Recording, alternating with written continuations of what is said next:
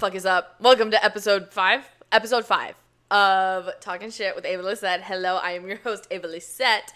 We have a lot to cover today, okay? It's really not that much, but I need to rant about something very, very exciting that happened this week that I was like, oh my God, I'm going to shit myself, which is a normal occurrence because IBS, but either way, we will get into that as soon as we are done with our fragrance of the day. So today, I have this is like my signature fragrance blend for springtime. I feel like this, I came up with this combo like a year ago, 2 years ago now.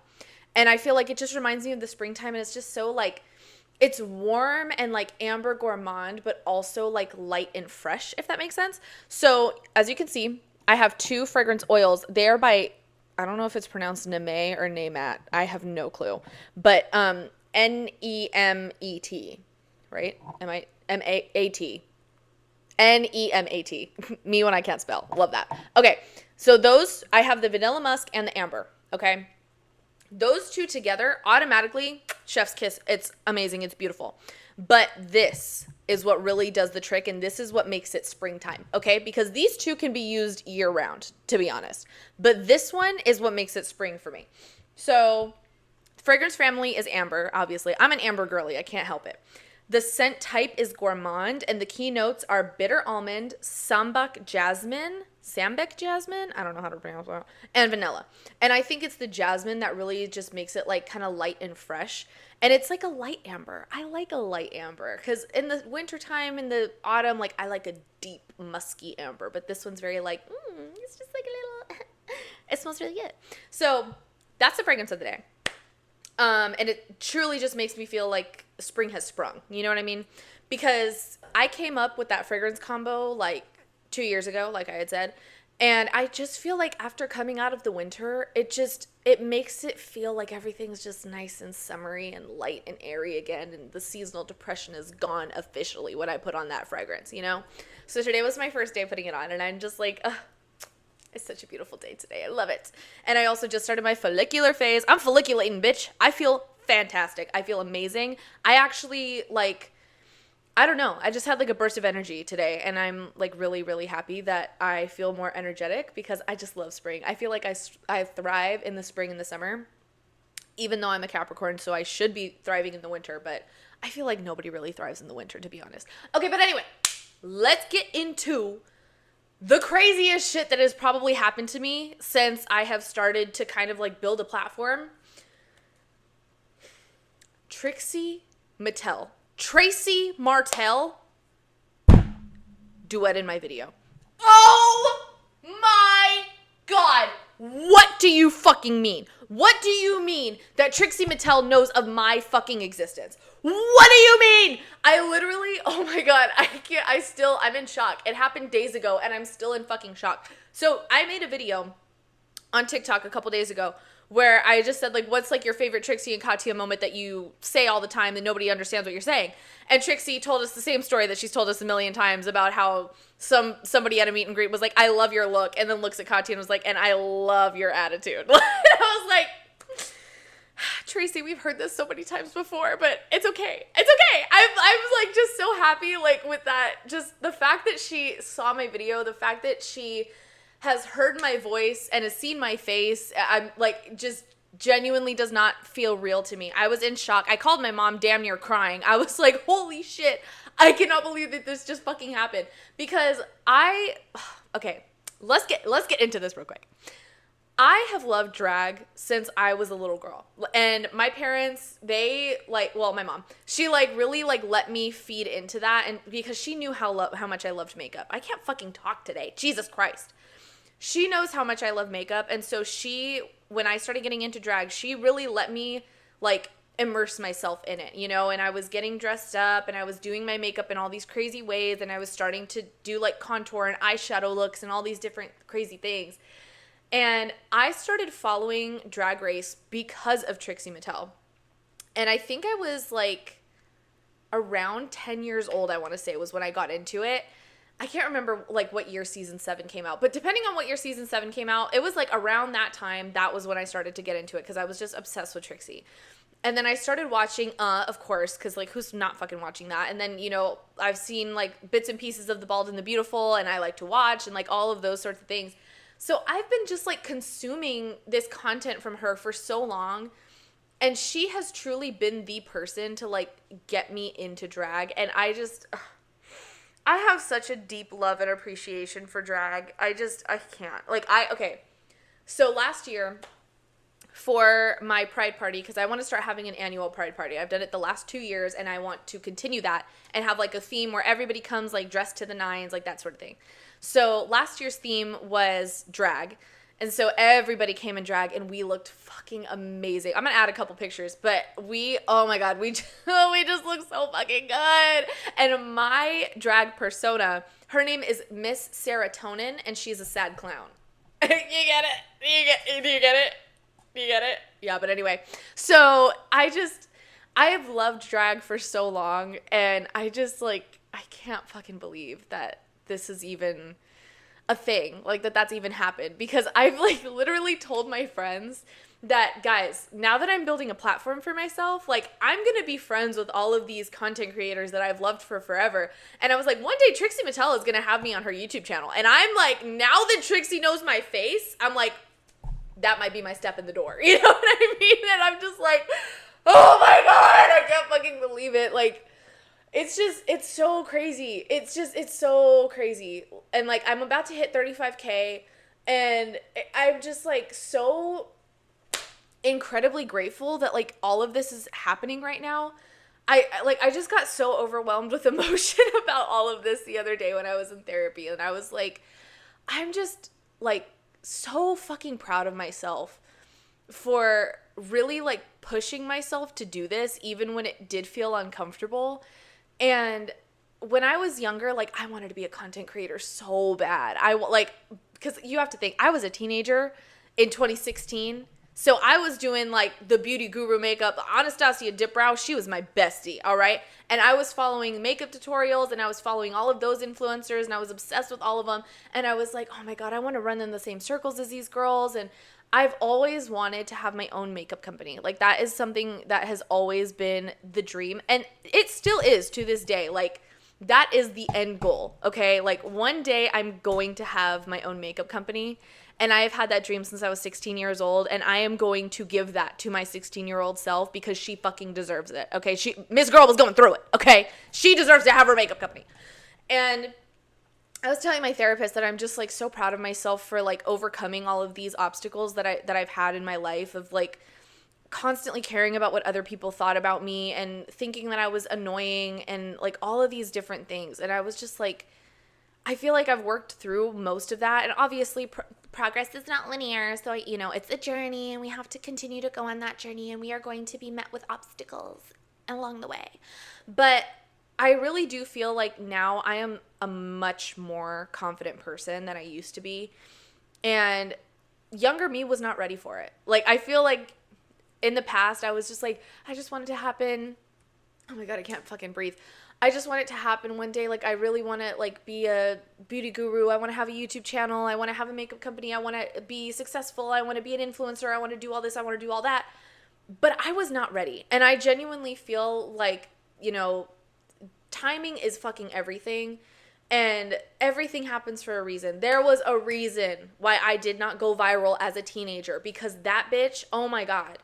She, at the drop of a fucking hat, if I got one negative comment when I was 16, I would have been like, okay, well, I'm laying in front of a train track. Like, what do you mean? I literally could not stand any sort of criticism. And now I'm like, like James Monsoon says, water off a duck's back. I don't really care anymore. You know what I mean? At the end of the day, a hate comment is just coming from a keyboard warrior, That's not going to affect my day-to-day life. I'm still living happy. I'm still out here living a very fruitful life, And so it's just crazy to me that like it's starting to happen now. And this dream that I've had since I was a little girl and since I was a teenager is like coming to fruition. And I know that I'm still young. Like I'm only 24, and I feel like 24 is a pretty young age to, like get to your goals and, you know, see your success and everything. But I'm just like, I'm feeling very grateful and like proud of myself right now that all of this is happening. I don't want to fucking cry about this. I don't want to cry about it. And I'm going to try not to, okay? But I'm just, I wanted this so bad. And it's just, it's now that it's starting to happen, like, I can see the future. You know what I'm saying? Like, I can see these things happening for my future self. And I'm like, this time, 5 years from now, I'm literally going to be living the life that 16-year-old me has always wanted. And that is crazy to think about. But I'm literally taking those steps. Like, I'm actually starting to, like, I'm starting to do it. And I'm sorry, I don't mean to fucking rant about, like, all of this shit, because I know that it comes off as very, like, conceited of being like, oh my God, I'm just, like, so proud of myself. But, like, I deserve to be proud of myself, okay? I used to fucking hate myself, and now I don't. So, let me be happy about that. But anyway, yeah, I've had a few videos go viral recently, and these past couple days, just like this last day, because I think I posted about it last night, the fucking Blue Man Group reposted me, and I was like, hello? What the fuck is happening? Like, it was crazy because I saw this thing that the Blue Man Group had posted where it was like the members out of costume, and I was like, why are they kind of, you know? But here's the thing. People could not hear me over Sistina. She was talking too fucking loud, okay? So every single comment in that fucking comment section is about my pimple. And I was like, that's crazy. And the craziest part is it wasn't even like a pimple. It looked like a juicy ass fucking pimple, like a giant whitehead. But it was like the pimple cream that I put on, because the pimple cream that I use is yellow. It's like a sulfur treatment. Girl, shut up. The train was going by. But anyway. Yeah, so the Blue Man Group reposted me, and I was like, that is batshit crazy. Like, it was already one thing earlier this week to have TRIXIE MATTEL repost me or stitch me, duet me, whatever. But now the Blue Man Group? Like, what? Like, it's just, what do you mean that, like, these names, these household names know of my existence? Like, that is, it's just, like, so fucking wild and crazy to wrap my head around, too. And Brent Rivera did, like, stitched one of my videos, too, but that was because I accidentally called him gay. So sorry to Brent Rivera for that. But I just, like, genuinely, I can't, oh my God, I just can't believe that, like, all of this is fucking happening. Like, ugh, I don't even know. But anyway, I just wanted to talk about, like, my love for drag this episode, and I wanted to just get into my opinions about Drag Race, because I have, like I said, I've been watching Drag Race for many, many years now. And I'm just obsessed. And okay, this is the thing. And I know that this is a very, like, millennial take, or like an old take, but I can't watch anything like past season 8. I'm sorry. Like, I've tried so many times to get into the other seasons, and I like watching snippets from the other seasons. I will never get over Sasha Velour and Shea Coulee's lip sync battle. That will never, that I dream about that every once in a while. Like, it is ingrained in my mind because I've watched it on YouTube and TikTok so many times. So I feel like all of the big stuff, I know all of the important shit that's going on. I'm paying attention to all of that.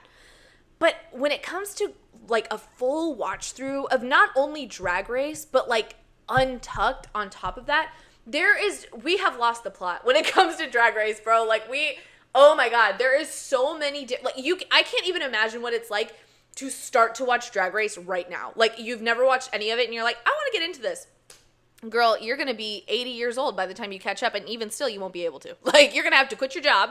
You're going to have to make sure that you got a fucking catheter, because you got to sit through all of that, because there's not only Drag Race, there's Untucked, and then there's All Stars, and then there's Drag Race UK, and then there's Drag Race Canada, and then there's Drag Race Thailand, and there's all of these different, like, versions of Drag Race, and I'm just like, oh my God. But I want to watch all of it. Like, genuinely, I do, but it's just so hard, because I feel like the new queens, a lot of the new queens, this is definitely not all of them, I just feel like they don't have the fucking flavor that old queens do. Like, we need to bring back older queens. Why is every single new season of Drag Race, like, the fucking age cap is like 23 years old? Like, that's insane to me. Why are the new girls in Drag Race younger than me now? That's batshit crazy. I genuinely cannot believe that.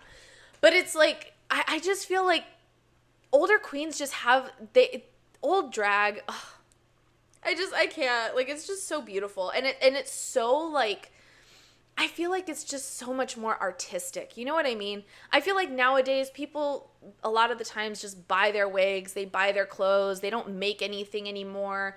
They lip sync and all of this stuff. And oh my God, don't even fucking get me started on the talent shows. Bitch, if you're doing a lip sync for a talent show, get out of here. What are we doing? Okay? And I know Anitra's was good. Anitra's was really good. But it's just like, this is a talent show, and I understand that lip syncing is a talent, but I'm like, girl, I need to see, like, I don't know, fucking shoot an arrow. Like, just something different. Like, show me archery, show me painting, like, I liked how Susie Toot did, like, tap dancing and stuff like that. It's just, like, I want to see actual talent. Like, when Monet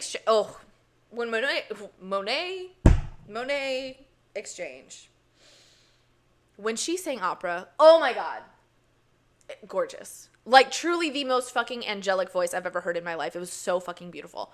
But I just really feel like we need to start bringing that sort of vibe back to Drag Race. And I feel like the only time we ever really get it now is, like, on All Stars. Like, one of the examples that I always think about is, I can't remember which season of All Stars it is, but Roxy Andrews versus Plastique Tiara. That is, like, the embodiment of, like, old school drag. Like, oh my God, like when she's filing the nail and everything, and it's just so fucking good. It's so good. And that strand of hair that was stuck to Roxy's lip gloss, that was a paid actor. Oh, I loved it. I loved every single part of it. And then it's just, I don't know, like, I just feel like it's becoming almost like a lost art. Like, we need more older drag queens to be televised and to be shown in the spotlight, because I truly feel like they understand what the true meaning of drag is, because obviously, like, drag is very, very important and it will always be important, but I feel like now it's just so watered down, you know, and like in certain cases, definitely not in all cases, but I feel like sometimes it can get very watered down because anybody can do it now, and not everybody should be doing drag. Okay, I'm sorry. But I just don't think that not every single person needs to do drag, okay? I don't, like, listen, I love drag and I appreciate drag very, very deeply in my core. And I did drag once or two times for a party. I'm not going to go out and become a drag queen because I did it. You know what I mean? Like, it's just, I feel like sometimes people just need to understand that, like, you can do it for fun, but, like, don't quit your day job. You know what I mean? I'm sorry if that sounds mean. I just, like, I don't know. I really feel like we need to have, like, more old queens back in the scene, because they're just at, like, a whole different level that fresher queens, like the younger queens, just can't really embody. You know what I mean? Like, oh my God, Latrice Royale. Oh my God, I love Latrice so much. Like, the amount of times that I have said Jesus is a biscuit in my fucking house. Jesus is a biscuit. Whoa, let him sap you up. I love it. I love it so much. Good God, get a grip, girl. I love that too. Like, I just feel like Latrice is just so, like, I don't even know how to describe her. Like, she's just so not even of this world. Like, I just love Latrice so much. Like, just her energy that she carries with her is just so beautiful. And I don't know. There's just, I'm just, like, geeking about this shit right now. Like, I absolutely love older queens. And, like, Bianca Del Rio. Oh my God, Bianca is so funny. She was my favorite in her season. And I love the relationship that Bianca and Adore Delano have together too. Like, that is just, like, such, like, the sweetest fucking relationship in Drag Race that I have ever personally seen. And I don't know. Like, I just feel like the older seasons too just had this charm that the new seasons don't have. Because, like, obviously back then, like, it wasn't nearly as refined as it is now. And I feel like right now, Gen Z especially, I feel like we're just so scared of being cringe.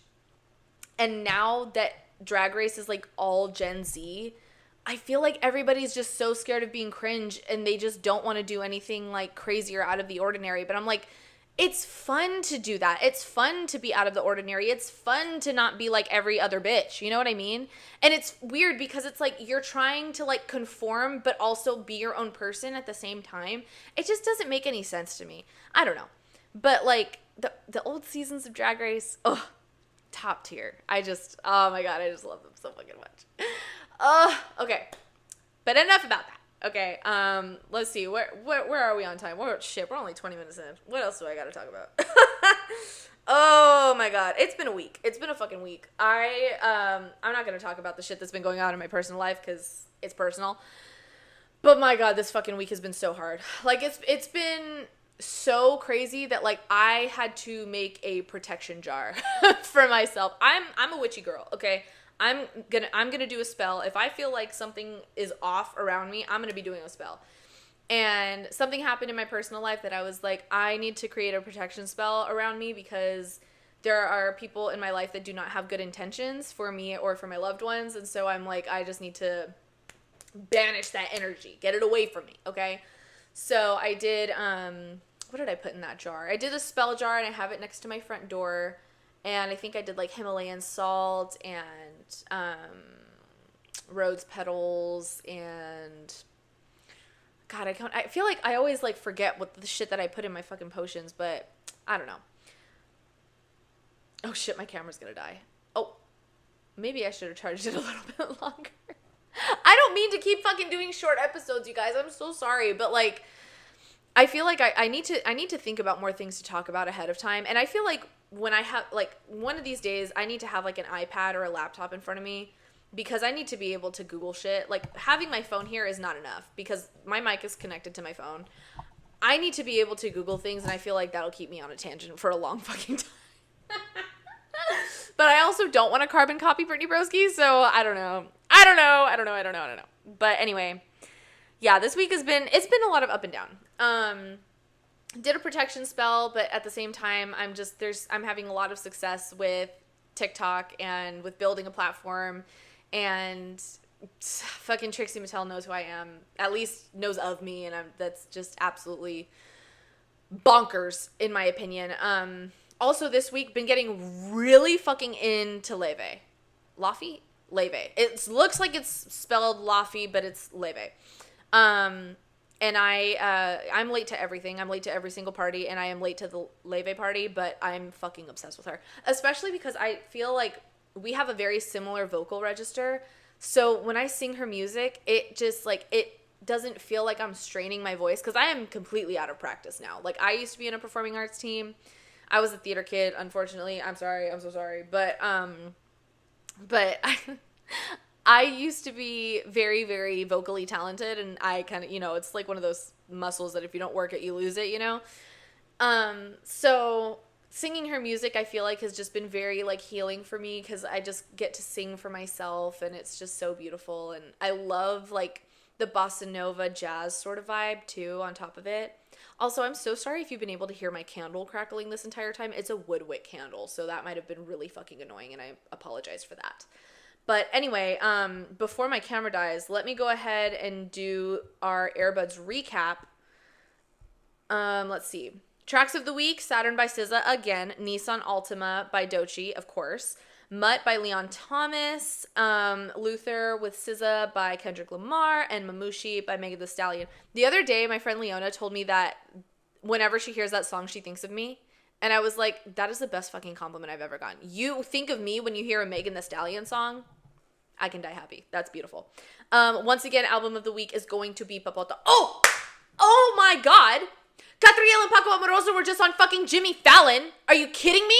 And I fucking can't stand their asses. What do you mean they wore the muscle suits? What do you mean? Could you imagine that being your first impression of them? Like, I genuinely... Oh my God, I can't stand them, but I love them so much. They're so fucking funny. They're so unserious. I just love them. Okay, anyway. Album of the week is Papota again. And then artist of the week, Catriel and Paco Amoroso, SZA, and Sabrina Carpenter. I have a feeling that next week it's most definitely going to be Leve. Probably in my top couple, I don't know. She's going to be somewhere in here. But anyway, let me go ahead and do this outro before my camera dies. I hope you guys have a great rest of the week. or a start to the week, depending on when you're watching this. And I'm beautiful. You're beautiful. We are all beautiful. And I love you so much. Have a great day.